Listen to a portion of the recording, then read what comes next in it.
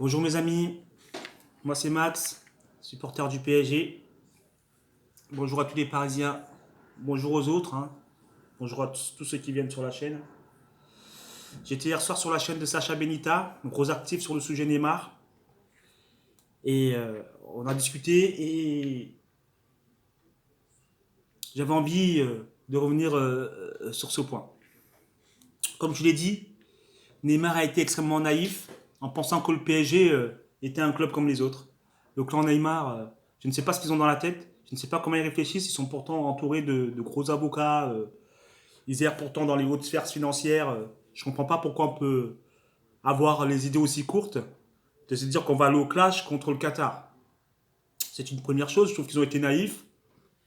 Une deuxième chose, le PSG a été, en tout cas les dirigeants du PSG ont été extrêmement fins, ont pris les choses du bon côté en ouvrant tout de suite la porte. Et je trouve que ça a coupé l'herbe sur le pied de Neymar. Et je confirme, et je redis encore une fois. Alors, on va me demander quelles sont mes sources. C'est juste la chronologie des choses, hein. La chronologie des choses, des faits, des informations qui me font dire ça. Pour moi, Neymar ne partira pas en l'état des choses, sauf si le PSG décide de le brader. Voilà. Et je ne sais pas si c'est une bonne chose qu'il reste, mais s'il ne le brade pas, il va rester. Il va rester. Et pourquoi je dis ça? Parce que le Barça n'a pas les moyens, tout simplement. Le Real n'en veut pas. Ils préféreraient faire Mbappé dans 1 ou 2 ans. Parce qu'ils savent très bien que s'ils font Neymar cette année, il sera impossible d'aller chercher Kylian Mbappé. Rappelez-vous ce qu'avait dit Kylian Mbappé, plus de responsabilité. Et si Neymar s'en va, ils n'hésiteront pas à lui donner les plus plein pouvoir. C'est-à-dire, patate de thunes, tu restes là 10 ans, tu finis ta carrière au PSG, et ce ne serait pas impossible. C'est pour ça que je pense que le Real ne chercheront pas à faire Neymar. La Juve n'y seront pas, ça ne les intéresse pas. La Juve, c'est pas une équipe de dribbleurs, hein. Ils n'ont jamais eu des joueurs pour faire le show, hein. Eux, c'est Cadenaccio, on n'en parle plus, hein. Et c'est la Juve. Ils iront pas chercher Neymar. En plus de ça, ils ont Cristiano Ronaldo, hein, qui n'a pas envie qu'on vienne marcher sur les plates-bandes. Donc, excusez-moi, comme disait un journaliste RMC, 2019 risque d'être une année sans football pour Neymar.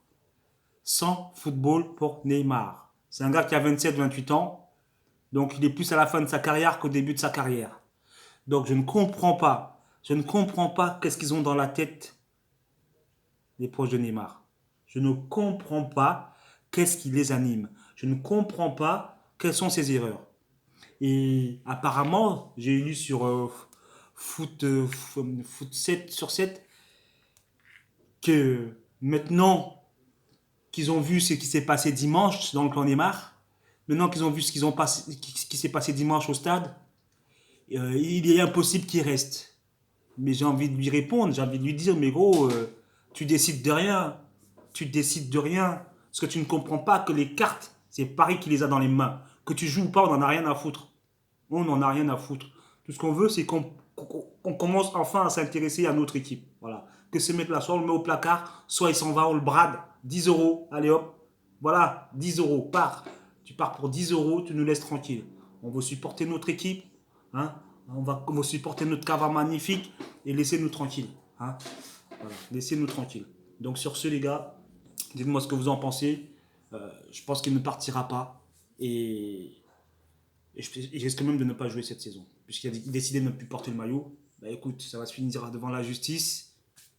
Et tu partiras libre dans 3 ans.